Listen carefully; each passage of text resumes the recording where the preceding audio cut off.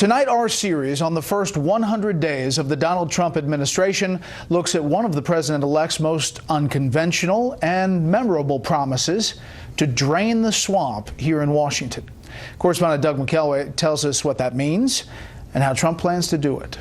If there is a poster child for Washington's revolving door, it might be former Congressman Billy Tauzin of Louisiana, a 12-term Democrat turned Republican. He chaired the influential House Commerce Committee from 2001 to 2004 and pushed the controversial Medicare bill of 2003 through Congress.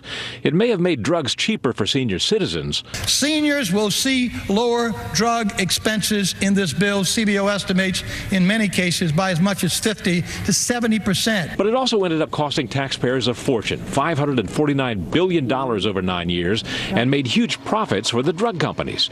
The bill passed in the wee hours of the night, and a few months later, Tauzin left Congress to become the chief lobbyist for the Pharmaceutical Research and Manufacturers of America, a trip through the revolving door that provoked a vow from this presidential candidate to end it. And you know what? The chairman of the committee who pushed the law through went to work for the pharmaceutical industry making $2 million a year. Tauzin denied our request for an interview, but has often defended his move. He told the Washington Post that he was diagnosed with intestinal cancer after leaving Congress and credited cutting-edge pharmaceuticals for his survival. Quote, "I wanted to work in an industry whose mission is no less than saving and enhancing lives." Tauzin's passage through the revolving door is hardly unique.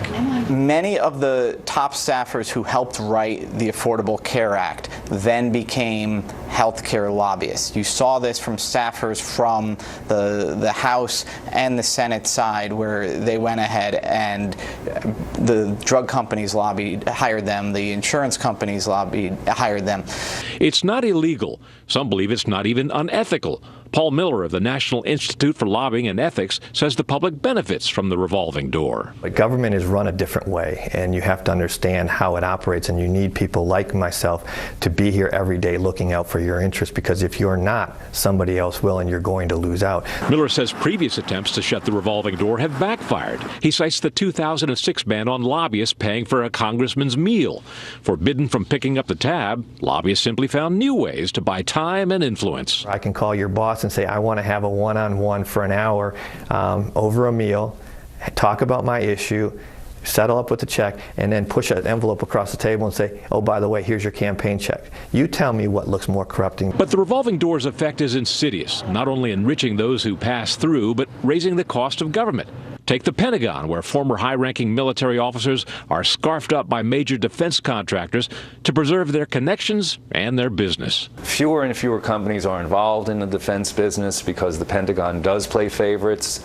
Smaller, newer, more agile companies have trouble getting into the process itself. When the Pentagon has $469 billion in cost overruns from its major defense acquisition portfolio, then something really needs to be done.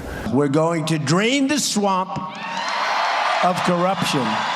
Three key components of President-elect Trump's plan to drain the swamp include a 5-year ban on White House and congressional officials lobbying after they leave government, a lifetime ban on White House officials lobbying on behalf of a foreign government, and a complete ban on foreign lobbyists raising money for American elections. History has proven it may be easier said than done. Of the thousands of influence peddlers in Washington, one is only a registered lobbyist if 20% or more of one's time is spent lobbying.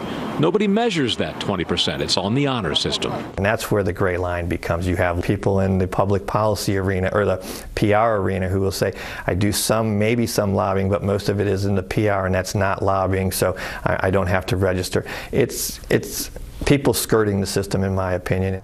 And it's that skirting of the system that allowed the Obama administration to hire people who did lobbying work after it vowed it would not.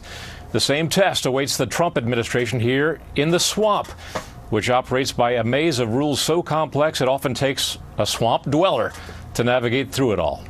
Brett? Doug, thank you.